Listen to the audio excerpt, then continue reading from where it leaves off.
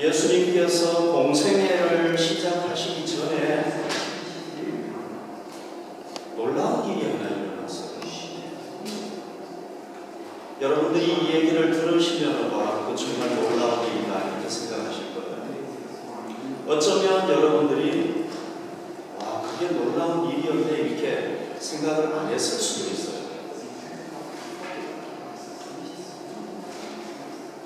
유대 광야에 요한이라는 사람이 나타나가지고 사람들에게 회개를 선포하고 그리고 세례를 베풀었어요. 이 세례 요한의 그 메시지의 핵심이 하나 있어요. 그게 뭐냐면 이 말씀이에요. 여기 누가복음 3장 16절에 보면요, 여기 중간쯤 보십시오. 나보다 능력이 많으신 이가 오신다. 이 나보다 능력이 많으신 이는 누구냐 하면은 그 당시는 몰랐죠. 그죠? 그러나 우리는 알고 있어요. 예수 그리스도를 얘기하는 거예요. 그러니까 이 세례 요한이 광야에서 했던 일이 뭐냐면은 예수 그리스도 그 메시아를 자기가 소개하는 거였어요. 그 사람에 대해서 얘기하는 거예요. 미리 알리는 게 이 사람의 사명이었어요.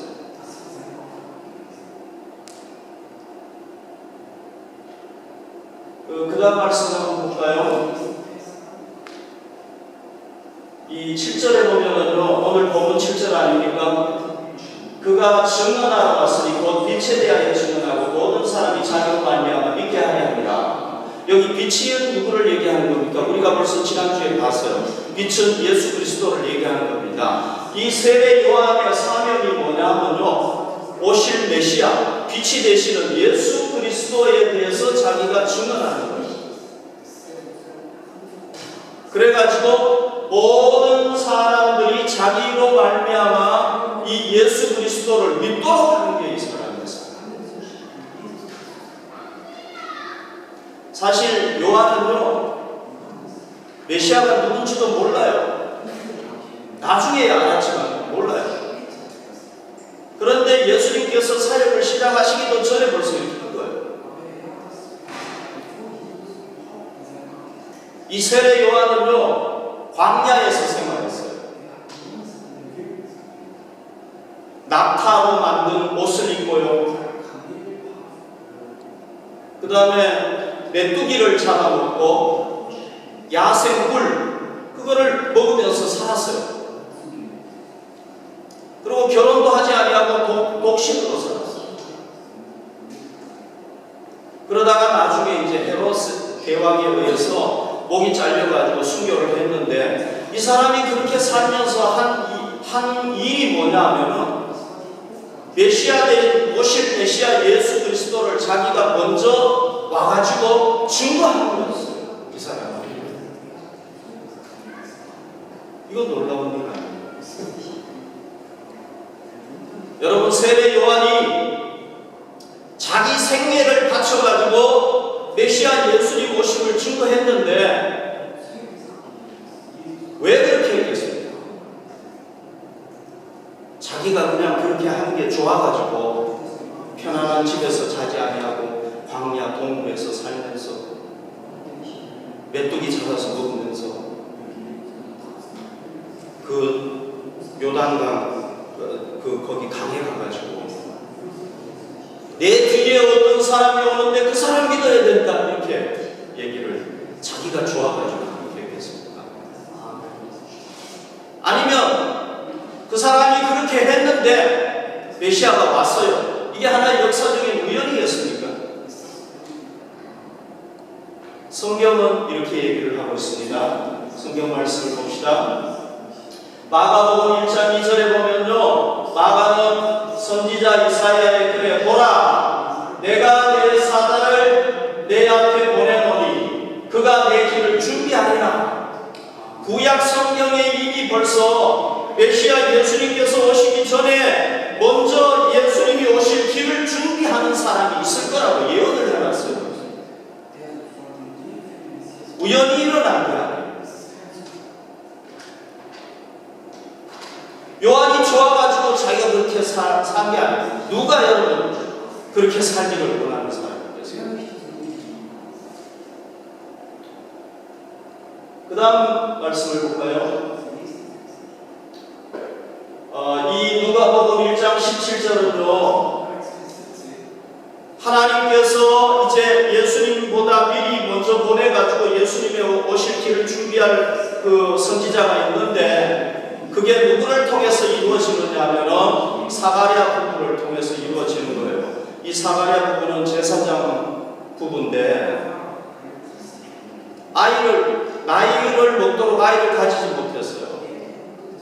그런데 하나님 앞에 계속 기도는 했어요. 어느 날 성전에 들어가서 자기가 해야 될 직무를 감당하고 있는데 갑자기 천사 가브리엘이 나타나가지고 네 아내 엘리사벳이 이제 아이를 가진 거다. 그런데 그 아이는 이름이 요한이 될 것이다. 그 아이가 해야 될 일이 뭐냐? 그거에 대해서 지금 천사가 얘기하고 있는 거예요. 여기 1장 17절에 보면 그가 또 엘리야의 신령과 능력으로 엘리야와 같은 그런 권능을 가지고 와가지고 뭐라고 그랬습니까? 주 앞에 먼저 왔어. 그 다음에 쭉쭉쭉쭉 가면은 뒤에 보면은 백성을 준비합니다. 그러니까 이 사가랴 부부에게 하나님께서 요한을 보내주시는데 그 요한이 뭐 하는 자냐면은 메시아가 오기 전에 먼저 와서 메시아의 길을 준비하는 자가 될 것이라고 이 천사가 얘기합니다. 그 다음 말씀을 볼까요? 누가복음 1장 80절에 보면 요한이 태어났어요. 아이가 자라며 영적으로 강하게 되었습니다. 그런데 이스라엘에 나타나는 날까지 어디에서 생활하게 되느냐? 빈들에서 생활해요. 광야에서 생활해요. 그러니까 여기 잘 보면은요, 아이가 자라며 신령이 강하여지며 이스라엘에게 나타나는 날까지 빈들에 있었다고 했으니까 아이 때부터 광야 생활을 거라고 볼 수가 있어요. 여러분, 아이가 뭘 한다고 그 광야 생활을 하겠습니까? 하나님의 역사니까 그렇게 하는 거죠. 그 광야에서 주님의 오실 길을 준비하도록 하기 위해서. 그러다가 그 다음 말씀을 봅시다. 누가복음 3장 2절에 보면 안나스와 가야바가 대제사장으로 있을 때에 하나님의 말씀이 빈 들에 그 광야에 있는 사가랴의 아들 요한에게 임한 거예요. 이게 몇 살 때쯤 됐느냐? 한 30살 때, 요한이 30살. 그때 야 요한아, 이제 지금까지 너 잘 기다리면서 준비했는데 이제 너 나가가지고 메시아가 오실 것을 준비해라. 그런 소명이 딱 떨어지니까 나가가지고 준비합니다. 그 다음 말씀을 볼까요? 요한도 이거는 사도 요한이 기록한 요한복음 오늘 본문에 나오는 거죠. 요한도 얘기했습니다. 하나님께로부터 보내심을 받은 사람이 있으니 그의 이름은 요한이라. 그래서 요한이 예수님보다 먼저 나타나가지고 그 일을 한 게 자기가 좋아서 한 게 아니에요. 우연히 그렇게 하게 된 게 아니에요. 철저하게 누구에 의해서 하게 됐느냐 하면은 하나님의 역사에 의해서 그렇게 된 거예요.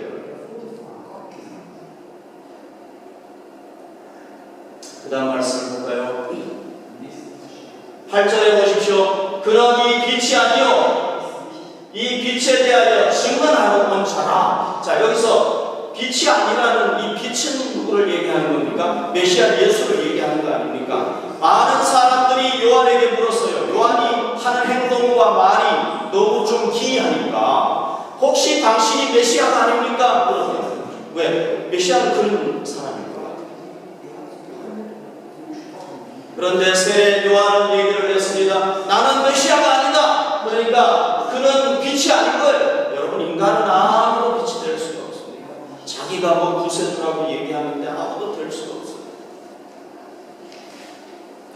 뭐 하기 위해서 왔느냐? 이 빛에 대하여 증언하고. 그러니까 이 세례 요한은요, 잘려 죽었는데 그게 몇 살 된지는 모르겠어요. 몇 년 사역을 했는지 모르겠는데 아무튼 죽을 때까지 결혼도 하지 아니하고 독신으로 오직 메시아 예수님이 오신다는 것만 전하다가 버렸어요.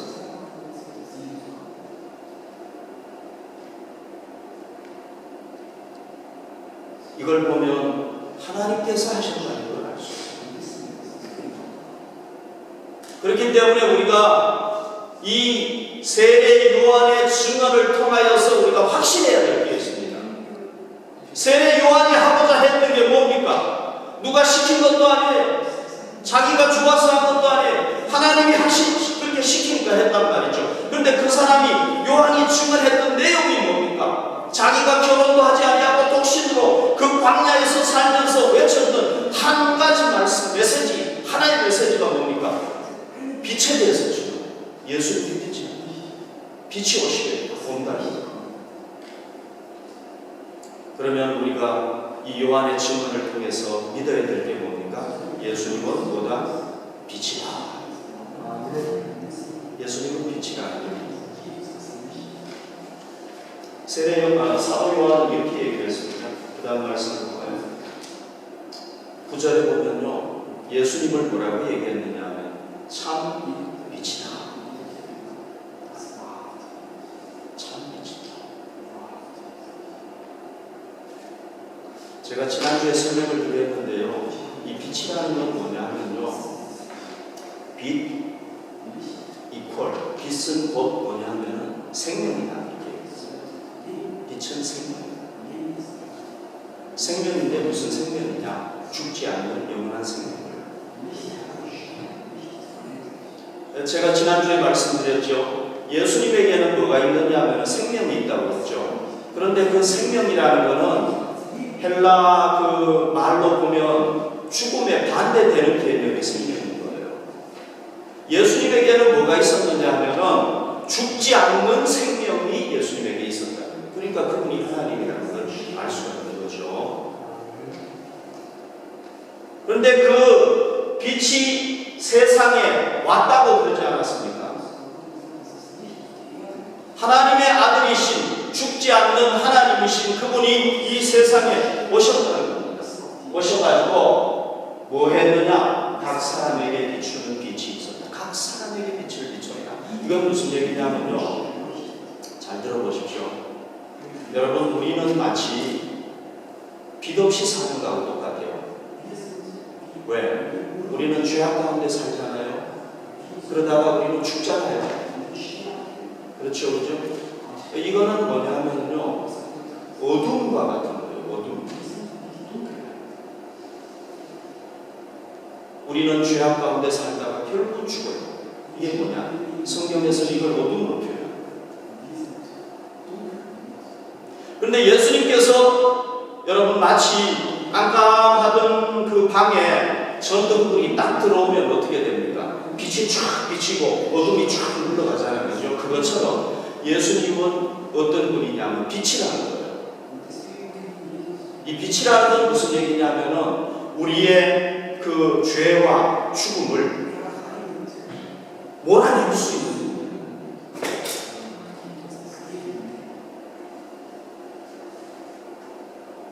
예수님에게는 그래서 예수님이 빛이라는 거예요. 예수님이 우리 삶에 오시면은 우리 삶에 있는 어둠이 다 물러가버리게 되는 거예요. 우리의 죄가 물러가버리고 우리의 죽음이 물러가버리고 우리가 뭘 가지게 되느냐? 영생을 누리게 된다는 거예요. 우리가 죄인이 아니라 의롭다 인정받는 사람이 될 수 있다는 거예요. 우리가 더 이상 죽는 존재가 아니라 영원히 사는 존재가 된다는 거예요. 어둠 속에 있는 존재가 아니라 빛 가운데 있게 되는 존재가 된다는 거예요. 그래서 예수님을 빛이라고 얘기해요. 빛이라는 건 생명이라는 거예요.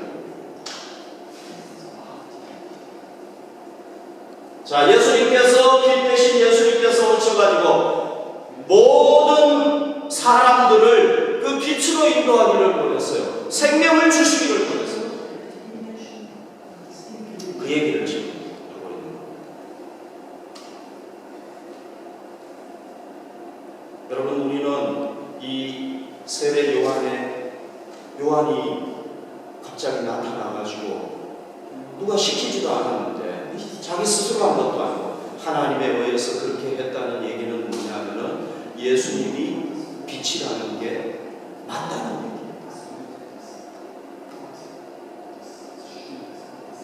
세례 요한이 나타나가지고 그렇게 했는데도 불구하고 우리가 믿지 못한다면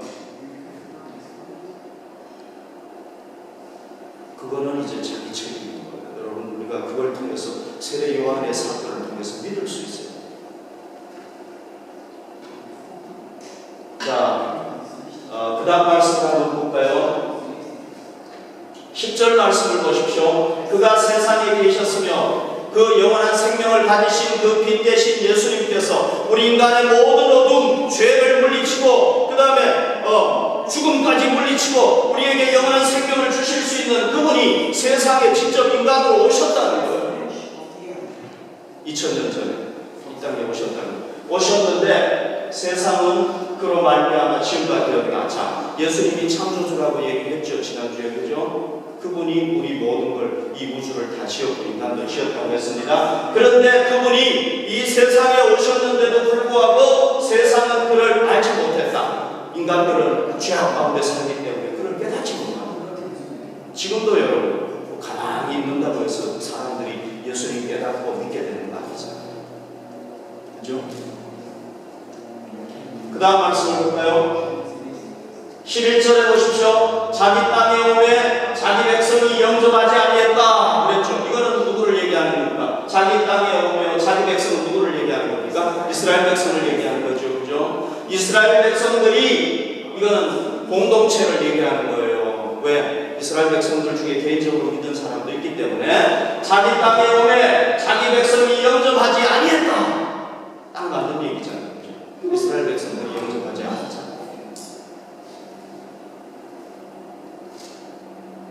그 빛 대신 예수님, 인간의 모든 어둠을 물리칠 수 있는 그분이 오셨는데도 불구하고 사람들은 그를 깨닫지 못했을 뿐만 아니라 자기 백성, 이스라엘 백성들, 하나님을 믿는다는 백성들조차도 거부하고 부인을 못했어요. 그 다음 말씀을 볼까요? 여러분, 요 12절 말씀이 굉장히 중요한데 요 12절 말씀을 잘 깨달아야 됩니다. 그러나 그 빛으로 오신 예수 그리스도를 영접하는 자, 곧 그 이름을 믿는 자들에게는 하나님의 자녀가 되는 권세를 주셨다 그랬죠. 여기서 중요한 단어가 그 이름이에요. 그 이름이라는 것은 뭐냐면 예수 그리스도의 이름을 얘기하는 겁니다. 여기서 예수 그리스도의 이름이라는 것은 단순한 이름을 얘기하는 것이 아니라 예수님의 전 생애를 얘기하는 거예요. 전 인격을 얘기하는 거예요.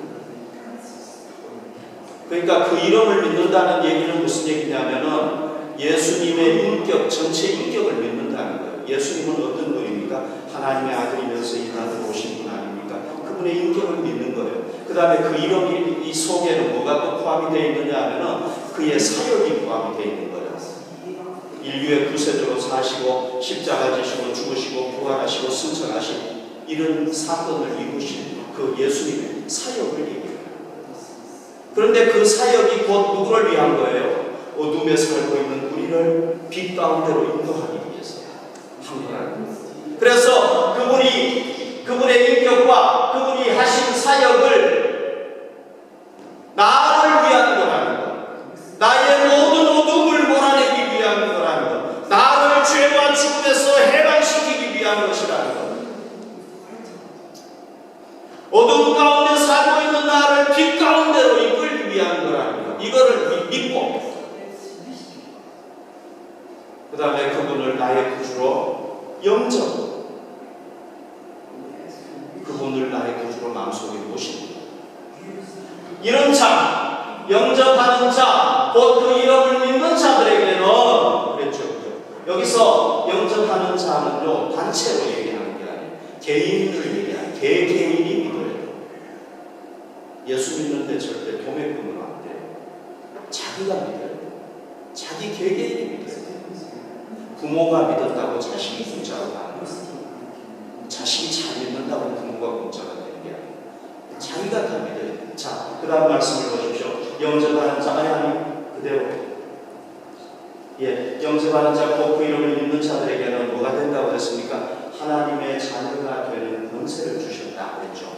여기서 하나님의 자녀를 헬라어 원어로 보면은요, 테크노이라는 말을 쓰는데 이건 뭐냐면요, 태생적으로 본성적으로 자녀가 되는 걸 얘기하는 거예요. 그러니까 무슨 입양해가지고 자녀가 아니라 자기 자녀로 태어나는 걸 얘기하는 거예요. 이해가 되셨죠? 그죠? 그러면 우리가 예수님을 우리의 빛으로 오신 예수님을 나의 구주로 믿고 그분의 생애를 보니까 나를 구원하실 분이구나 하는 구주로 믿고 내 마음속에 구주로 영접하면은 뭐가 되느냐 하면요, 하나님의 자녀가 되는데 그냥 하나님의 자녀로 입양해가지고 남의 아들인데 자녀가 되는 게 아니라 진짜 하나님의 자녀가 되어버리는 거예요. 하나님의 자녀가 되는 권세를 주셨다고 그랬죠. 여기서 권세라는 거는 뭘 얘기하느냐 하면요, 권세.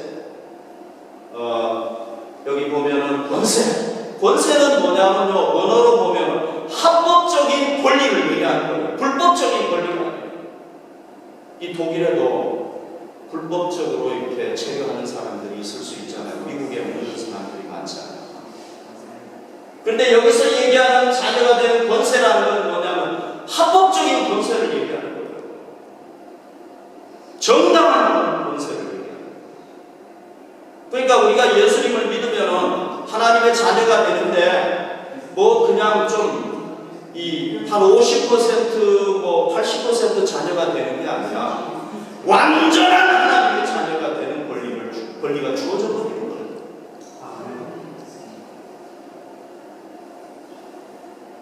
그렇게 된다는 거예요. 자, 13절을 볼까요? 13절에서는 이렇게 얘기합니다. 이는 이렇게 하나님의 자녀가 되는 것은요, 혈통으로나 육정으로나 사람의 뜻으로 되는 게 아니다. 이건 무슨 얘기냐면 혈통이라는 것은 뭐냐면 인간적인 어떤 핏줄을 통해서 되는 게 아니라는 거예요. 인간적인 어떤 가문을 통해서, 가계를 통해서 되는 게 아니라는 얘기예요. 그 다음에 육적으로 된다는 것은 인간이 어떤 성적인 욕망에 의해서 성관계를 해서 되는 게 아니라는 얘기예요. 그 다음에 사람의 뜻으로 나지 아니했다는 건 사람이 노력해가지고 되는 게 아니라는 거예요. 그럼 어떻게 되느냐? 오직 하나님께로부터 나게 된다. 우리가 예수님을 구주로 영접하고 그분을 구주로 믿으면은 하나님께서 은혜로 우리를 하나님의 자녀로 태어나게 해버리는 거예요. 이게 기독교의 진리입니다. 여러분, 오늘 기독교의 중요한 진리를 지금 얘기를 하고 있어요. 예수님도 얘기했습니다. 그 다음 말씀을 볼까요? 요한복음 3장 5절에 보면 예수께서 대답하시되 진실로 진실로 내게 이르노니 사람이 물과 성령으로 나지 아니하면 하나님의 나라에 들어갈 수 없느니라. 여러분, 우리가 어떻게 하나님의 자녀가 되고 죄사함을 받고 거룩한 하나님의 백성이 되고 이제 장차 하나님 나라에 갈 수 있느냐? 그것은 뭐냐? 물과 성령으로 다시 태어나야 된다는 거예요. 그래서 기독교에서는 우리 스스로 돈 닦아가지고 구원받는 게 아니에요. 하늘나라에 가는 게 아니에요. 좋은 곳에 가는 게 아니에요. 우리가 막 열심히 노력하고 우리가 무슨 신이 돼가지고 가는 게 아니에요. 기독교는 뭐냐? 인간의 노력은 다 필요 없는 거예요. 오직 거듭나야 다시 태어나야 돼요. 그런데 뭘로 태어나느냐? 물과 성령으로 나야 된다는 거예요. 우리가 다시 거듭나는 방법이 있어요. 여러분, 우리가 어떻게 다시 거듭날 수 있겠어요? 어머니 뱃속에 이 큰 몸이 어떻게 다시 들어가서 날 수 있겠어요? 안 되거든요. 그런데 다시 태어날 수 있는 방법이 뭐냐? 물과 성령이다. 예수님께서 이렇게 말씀하셨어요. 그러면 물과 성령이라는 건 뭐냐? 사도 베드로가 사람들이 주의 복음을 듣고 어찌해야 우리가 구원을 받을 수 있습니까? 할 때 그거에 대해서 잘 설명을 했습니다. 말씀을 볼게요. 그 다음 말씀 사도행전 2장 38절에 보면 베드로가 이르되 너희가 회개하여 각각 예수 그리스도의 이름으로 세례를 받고 죄사함을 받으라. 그리하면 성령을 선물로 받으니 여기에 다 들어있는데 잘 보십시오. 우리가 어떤 사람이 예수 그리스도를 전도해가지고 예수님을 알게 됐어요. 그러면 그 다음에 우리가 뭐 해야 되느냐 하면 내가 하나님을 부인하고 거부하고 내 욕심대로 내 마음대로 죄인으로서 살아가는 걸 깨달아야 돼요. 내가 죄인이라는 걸. 그 다음에 뭐 해야 되니까 회개해야 돼요. 하나님 죄송합니다. 내가 죄인이 깨달아야 돼요. 회개해야 돼요. 그 다음에 뭐 해야 됩니까? 예수 그리스도의 이름으로 세례를 받는다는 얘기는 뭐냐면은 예수님을 나의 구주로 영접한다는 얘기예요. 예수님이 내 대신 십자가를 지고 죽으시고 그분의 의로운 피를 흘렸기 때문에 내가 그분의 보혈의 피를 믿으면 죄사함 받을 것이라는 걸 믿는 걸 얘기합니다. 그리고 그 예수님을 나의 구주로 마음속에 영접하는 거예요. 그리고 한번 영접했다고 끝나는 게 아니고 우리가 일생을 그분은 나의 구주가 되신다는 걸 계속해서 믿는 거예요. 뭐 한번 믿었다고 끝나는 게 아니에요. 언제든지 물어보면 나는 예수님을 나의 구주로 믿습니다. 고백할 수 있어요. 한번 믿고 그냥 마음대로 산다면 그걸 해주고 얼마나 좋겠어요. 그죠? 저도 그렇게 살았으면 좋겠어요. 그거는 아니에요. 무슨 뭐 일회용 주사가 아니에요. 계속 고백을 해야 돼요. 자, 그 다음에 이제 세례를 받는다는 얘기는 뭐냐면은 물세례를 얘기하는 거예요. 그래서 아까 이제 물이라는 건 뭐냐면은 물로 받는 세례. 내가 예수님을 믿어서 죄 씻음을 받는다. 그런 그 상징으로 우리가 세례를 받지 않습니까? 하나님과 사람 앞에서 이 교회에서 받지 않습니까? 그 세례를 받는 거예요. 그럼 우리가 세례를 받으면 어떻게 되느냐? 그 다음에 진짜 우리 죄가 사함을 받는 거예요. 이게 기독교의 진리예요. 물론 그 이후에 또 죄 짓죠. 우리가 연약해가지고 부족해서. 그러면은 우리가 또 저 예수 그리스도의 십자가의 공로를 의지하고 우리가 하나님 앞에 나와가지고 자복하면 또 그 주님의 보혈의 피가 우리 죄를 씻어주시고 하는 거예요.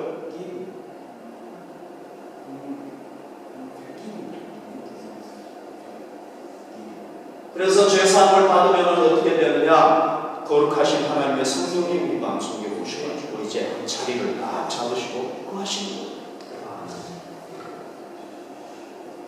그래서 우리 기독교는요, 자기 스스로 뭐 도 닦아가지고 뭐 신이 되거나 뭐 좋은 데 가는 게 아니에요. 여러분, 그렇게 한다고 안 돼요. 사람이 죽을 때 자기가 어디 가는지도 모르고 죽는데 어디 가는지 좋은 거 아니죠. 그 뒤에 뭐가 있는지도 모르는데 있을 거 있겠지 이렇게 짐작만 하지 뭐 있는지 우리가 안 해요. 모른단 말이죠. 자, 그리하면 성령을 선물로 받고 이제 뭐로 되느냐 하면은 우리가 진짜 하나님의 자녀로 이제 거듭나게 되는 거예요. 그래서 우리 기독교는 거듭남을 얘기하고 본어게인을 다시 태어나게 얘기해요. 아멘. 이게 기독교 진리예요. 그러니까 여러분들이 오늘 여기에 나와가지고 앉아 계시지만은 진짜 예수님을 내 마음속에 영접하고 본어게인 하지 않으면 여러분들은 진짜 그리스도인이 아닌 거예요. 여러분, 저는 지금 기독교의 핵심 진리를 여러분들에게 얘기합니다. 기독교는 뭐 내가 뭐 예배 많이 드리고 착한 일 하고서 그걸로 끝나는 게 아니에요. 우리는 뭐 기본적으로 뭐 해야 되느냐? 본어게인 해야 돼요. 하나님의 자녀로 태어나야 돼요. 근데 여기 하나님의 자녀로 안 태어나신 분은 계속 안 태어나면 그 사람은 그리스도인이 아니에요. 아멘. 이게 기독교 진리예요. 자, 여러분, 하나님께서는 혹시 여러분들 중에서 예수님을 나의 구주로 영접하지 못해서 본어게인 하지 못하는 분, 오늘 그분을 향해서 말씀하고 있습니다. 내가 나 하나뿐인 아들 동생자 예수 그리스도를 너희의 죄와 죽음을 위해서 심판을 위해서 보냈다. 그를 구세주로 영접하라. 너는 지금 어둠 속에서 살고 있는데 너의 모든 어둠이 다 물러가고 너는 빛 안에서 살게 될 것이다. 영원한 생명을 얻게 될 것이다.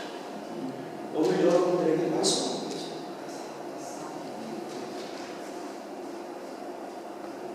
기회는 자주 오는 게 아니에요. 기회는 기회가 올 때 부자. 그렇지 않고 언제 또 기회가 오죠? 여러분들이 혹시 여러분들 중에서 아직도 예수 그리스도를 나의 구주로 영접하고 하나님의 자녀로 거듭나지 못합니다. 오늘 이 시간에 마음을 열고 예수님을 나의 구주로 영접하고 하나님의 자녀로 거듭나시기 바랍니다. 아멘. 여러분들이 마음을 열고 진정으로 예수 그리스도를 나의 구주로 받아들였습니까? 그러면 이제 여러분들은 하나님의 자녀가 됐어요. 아멘. 아멘. 여러분들의 신분은 이제 뭐냐? 하나님의 자녀예요. 누가 뭐라고 해도 여러분들은 하나님의 자녀라는 거죠. 아이고 목사님 그래봤자 다 똑같은데요. 내 모습 전에나 지금이나 다를 거 없는데요. 그럴 수 있어요. 우리 그 사람은 여러분 똑같을지 몰라도 우리 속 사람은 뭘로 바뀌어 있어요? 하나님의 자녀로 바뀌어 있어요. 새로운 피조물이 됩니다. 우리의 신분은 이제 뭐냐? 우리가 비록 독일에 살고 있고 어떤 사람은 대한민국 국적, 어떤 사람은 독일 국적, 어떤 사람은 또 다른 나라 국적을 가졌을지 모르지만 우리의 이제 고유한 국적은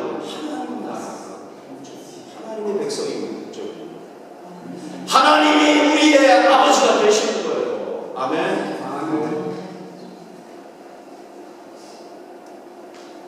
저희 아버님은 돌아가셨고요. 저희 어머님은 아직 한국에 살아 계세요. 그래서 제가 한국 가면은 저희 어머니 만날 수 있어요.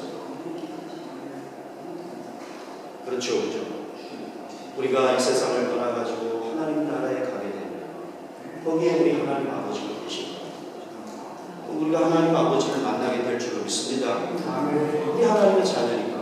그래서 여러분 진정한 믿음의 사람들은요 다 이 땅만 쳐다보고 산 사람이 아니라 땅을 쳐다보면서 동시에 뭘 쳐다봤느냐? 우리가 영원히 가서 살게 될 저 하나님의 나라를 바라보면서 살았습니다. 그리고 거기를 향해서 신앙의 경주를 계속해서 달려간다는 거죠. 그러니까 우리도 뭐 해야 됩니까? 그 하나님의 나라를 소망하면서 우리가 신앙의 경주를 게을리하면 안 됩니다. 우리 딴 돈 팔지 말고 오직 그 하나님 나라 목표로 해서 나아가십시다. 자동차가 처음 나왔을 때요 어떤 사람이 포드 자동차를 타고 가다가 고장이 나버렸어요. 그래서 길거리에 대놓고 이놈의 차가 도대체 어디가 고장이 났나 하고 본네트를 열어가지고 아무리 봐도 자기는 모르겠는 거예요. 고칠 수가 없는 거예요. 큰일 났죠. 그런데 그때 같은 포드차 한 대가 이렇게 뒤에 오더니만 딱 멈추는 거예요. 그리고는 점잖은 신사한 사람이 딱 내리더래요. 그리고는 와가지고 제가 한번 좀 차를 봐도 되겠습니까? 그래서 한번 보시라고. 그 이분이 뭐 그 엔진을 뭐 이렇게 보더니만 어떻게 하더니 다시 시동을 걸리고 너무 놀랬죠, 그죠? 그래가지고 너무 놀래가지고 아니 도대체 당신이 누구십니까? 물었어요. 그랬더니 이 사람이 아무 소리도 안 하고 명함을 딱 줬어요. 거기에 보니까 헨리 포드, 그 포드 자동차 만든 사람이 있어요. 그 자동차 만든 사람이니까 그거 뭐 기가 막히게 알겠죠. 자동차 발명한 사람 자동차 못 고치겠어요.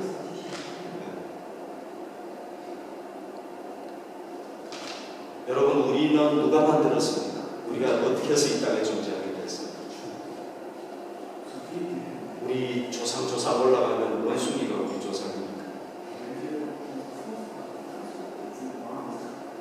하나님께서 우리를 이 땅에 내신 거예요. 아멘. 하나님께서 우리를 이 땅에 내셨기 때문에 하나님이 우리를 만드신 분이고 또 우리가 하나님을 떠나가지고 죄악 가운데 살았을 때 독생자 예수 그리스도를 보내셔가지고 우리를 아들의 생명을 바쳐서 우리를 구원하신 분이란 말이죠. 그러니까 얼마나 우리를 사랑하시겠습니까? 얼마나 우리를 애착을 가지고 여러분 아끼겠습니까? 그 하나님은요, 우리를 천국에서 기다리고 있지만 이 땅에 사는 동안에도 우리와 동행하시고 우리를 세세하게 돌보시는 분이에요. 그렇지 않습니까, 여러분? 자녀들을 어디 멀리 객지에 보내놓으면 부모 마음이 어떻겠습니까? 오늘 하루도 저희가 안전하게 살아가는가? 혹시 무슨 일이 없는가? 염려하고 걱정하잖아요. 그게 아버지의 마음이고 어머니의 마음, 하나님이 그렇다는 말이죠. 그런데 여러분, 부모는요, 자식이 예를 들어서 저 미국에 산다 그러면 우리가 어떻게 해줄 수가 없어요. 애가 막 아파가지고 지금 너무 아파요. 그런데 당장 가면 그냥 한 5초에 그냥 갔으면 좋겠는데 못 가버리냐고. 가려면 비행기표 끊어야 되고 복잡해. 못 가요. 또 막상 갔는데 보니까 애가 못 고칠 병이야. 그럼 우리 어떻게 해요? 할 수가 없어. 그냥 애 앞에서 그냥 누울 수가 없어. 그러나 우리 전능하신 하나님 아버지는 우리를 언제든지 지켜주실 수 있고 언제든지 동행하실 수 있고 언제든지 함께해 주실 수 있는 줄 믿습니다. 우리는 이 땅에 사는 동안에 이제 그 아버지 하나님과 동행해야 돼요. 동행하시기를 바랍니다. 무슨 일이 있으면 그 아버지와 의논하면 좋으신 아버지. 여러분, 우리 아버지가 부자면 우리 의논하잖아요. 돈 없으면 가서 아버지 좀 힘들어요. 돈 좀 주세요. 의논하고 그러잖아요. 하나님과 우리 상의하고. 그 다음에 이제 우리가 하나님의 자녀가 되시면 우리 어떻게 살아야 돼요? 전에는 내 멋대로 살았어요. 내 원하는 대로 살았어요. 이제는 하나님 아버지께 영광을 돌리고 그분이 기뻐하시는 삶을 살아야 되죠. 우리 아버지 하나님이 가장 원하는 게 뭡니까? 모든 인류가 다 구원받는 거 아닙니까? 그래서 아들 보내주셨잖아요. 우리가 이제 그 아버지의 마음을 깨닫고 우리도 예수 그리스도를 전해가지고 많은 사람들이 아버지를 알고 구원받을 수 있도록 우리가 해야 되겠죠. 예수 그리스도를 증거하는 게 이제 우리 삶의 가장 중요한 목적이 되어야 된다면, 전에는 내가 돈 버는 게 최고의 목적이었어요. 그러나 이제 하나님을 알았으면 이제 내가 돈도 벌어야 되지만 나의 더 중요한 목적은 예수 그리스도를 전하는 것이다. 내가 왜 돈을 버느냐? 예수를 전하는 것이다. 여러분, 여러분들의 직장의 목적이 뭡니까? 최고의 목적이 뭡니까? 여러분들이 학업을 하는데 여러분들의 학업에 최우선에 있는 게 뭡니까? 좋은 직장 구하는 겁니까? 그걸 위해서 달려가면 여러분들은 영원히 나중에 살고 나면 먼지 같은 인생을 살아요.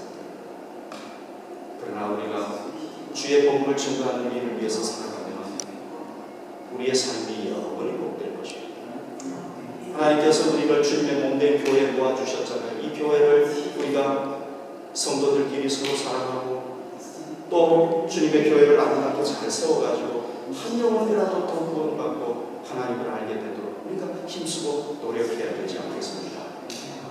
이 땅에 오셔서 사시던 예수님께서 먼저 하나님 나라에 가시면서 야, 내가 너희들 오기를 기다리겠다. 내가 좋은 집 지어놓고 기다리겠다. 약속하셨잖아요. 우리도 이 땅에서 하나님 맡겨주신 사명을 잘 감당하다가 우리 하나님 나라에 가십시다. 아멘.